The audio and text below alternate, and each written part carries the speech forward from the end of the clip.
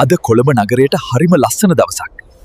ඒත් ගැඹුරු අභ්‍යවකාශයේ ඉඳන් අමුතු සන්තාවක් එනවා.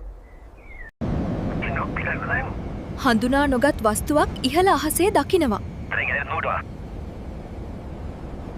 අහසින් ආපු අමුත්තෙක්.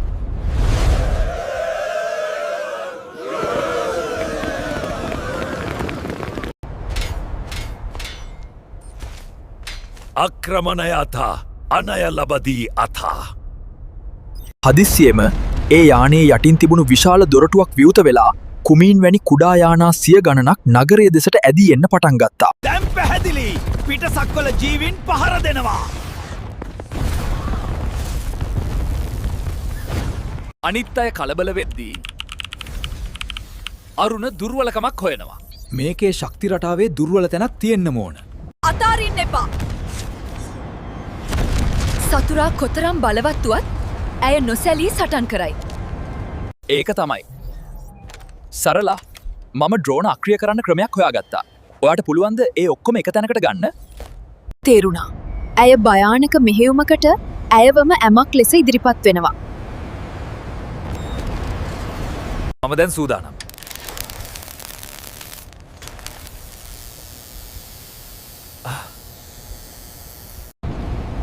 දැන්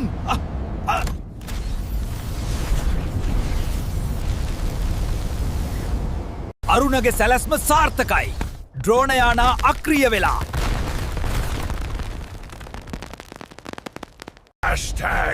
#here